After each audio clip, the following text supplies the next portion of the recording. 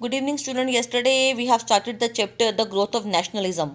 So today we will discuss about the growth of nationalism in India and its causes. कि उसके reasons क्या हैं? Some of the causes are given below. Exploitative economic policy of the British. The impact of British rule in economy of India was disastrous. जो British rule था उसका हमारी Indian की economy का जो रूल्स थे वो बहुत ज़्यादा डिसास्ट्रस थे. उसका बहुत गंदे इफेक्ट पड़े. For better exploitation of the resources, British brought large part of India under a uniform system of administration. ज़्यादा एक्सप्लॉइट करने के लिए ब्रिटिश ने क्या किया कि उसका मेजर पोर्शन इंडिया का उसमें एक यूनिफॉर्म पैटर्न शो कर दिया एडमिनिस्ट्रेशन का. They introduced new land revenue system and were alien to the Indian peasantry. उन्होंने एक नया लैंड रेवेन्यू सिस्टम शुरू किया जो कि that was not in favour of the जो इंडियन हमारे फार्मर्स थे. They adopt policy of the destruction of the local self sufficient economy. उन्होंने ऐसी पॉलिसी बनाई जिसमें जो सेल्फ सफिशिएंट इकोनॉमी थी, जो लोकल सेल्फ सफिशिएंट कम्युनिटी थी, वो खुद में समर्थ थी, इकोनॉमी स्ट्रांग थी, उसको तोड़ने के लिए. And introduced modern industries and trade, और उसको लोकल मार्केट को तोड़ के मॉडर्न इंडस्ट्रीज और व्यापार की तरफ बढ़ाया. This brought Indian economic life under one umbrella and interlinked the other European nation and was never allowed to happen in India. कि उसने क्या कर दिया, उसकी इकोनॉमी इतनी मतलब उन्होंने क्या कर दिया, पूरी इंडिया की इकोनॉमी को एक शेल्टर के नीचे रख रहे, एक अम्ब्रेला छत के नीचे खड़ा कर दिया. और एंड जिसने सारी इंडियंस की लाइफ को जो था डिस्टर्ब कर दिया, इकोनॉमिक लाइफ को. However industrialization on large scale as a British and other European countries were never allowed to happen in India.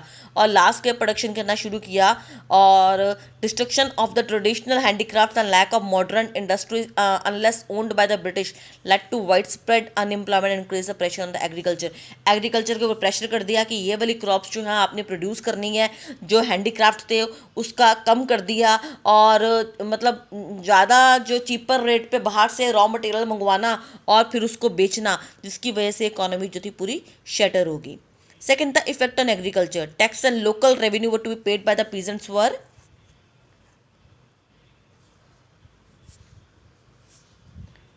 it was exorbitant. Means the land of the revenue system of land revenue created a group of money lender.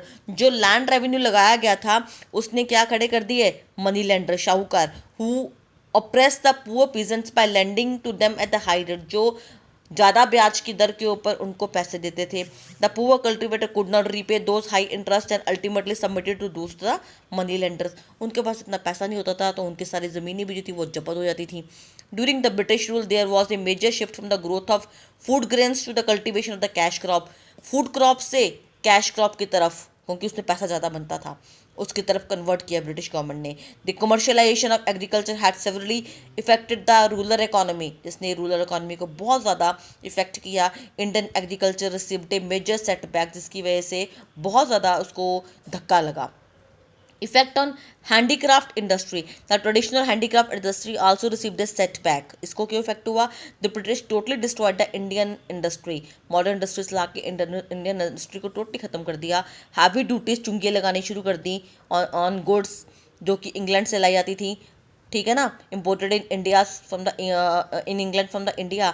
Cheap machine made goods जो थी वो from Britain started pouring into India. Duty free at the nominal cost के ऊपर करना शुरू कर दिया. The policy of one way free trade made the Indian handicraft industry loss into market, जिसकी वजह से वन वे ट्रेड होने की वजह से, ठीक है, मार्केट जो थी पूरी शटर होगी, जो हैंडीक्राफ्ट इंडस्ट्री थी. Draining of resources. British ruler transformed India into a supplier of the cheap raw material.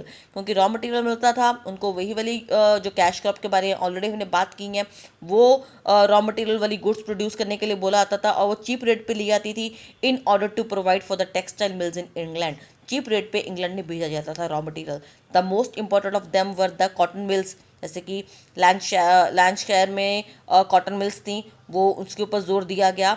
As the result the one way flow of wealth continue till the independence of India. जब तक कि India आज़ाद नहीं हुआ तब तक ये चलता रहा सिलसिला. After that the drain of wealth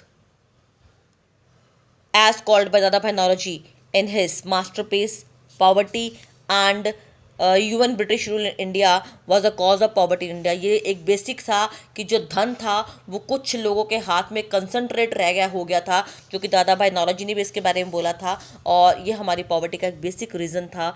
British drain the resources of India in a more systematic and unjust way.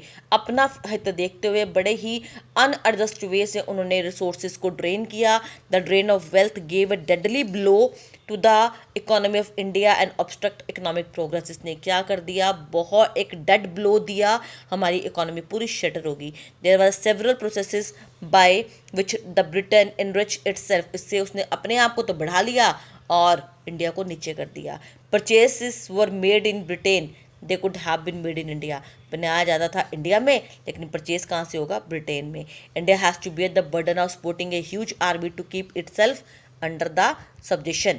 India has to bear, जो आर्मी भी रखी थी उसका भी बियर इंडिया को ही बियर करना पड़ता था। The British employed their own countryman in all our well paid jobs. India British ने पूरी कंट्री में जो अपने ही कम्युनिटी के जो बंदे थे वही अपॉइंट किए हुए थे अच्छी सैलरीज पे।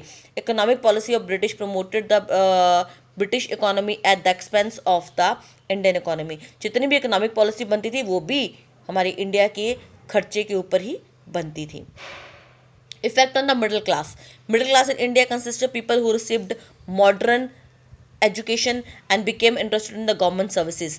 However, this class of people became increasingly dissatisfied because of the better paid jobs were reserved for the British and the competition is for the existing jobs were high and chances promotion was very bleak। कि middle class में effect पड़ा because वो education की तरफ बहुत prone कर रहे थे और गवर्नमेंट सर्विसेज की तरफ प्रोन कर रहे थे, लेकिन प्रॉब्लम क्या थी कि वो डिससेटिस्फाइड थे बिकॉज जो बेटर जॉब पेड जॉब्स थी वहाँ पर ब्रिटिश ने अपने ही बंदे बिठाए हुए थे, जिसकी वजह से उनके अंदर बहुत ज़्यादा डिससेटिस्फेक्शन हो चुकी थी। बेटा आज का टॉपिक हमारा यहीं तक है। Thank you and have a nice day.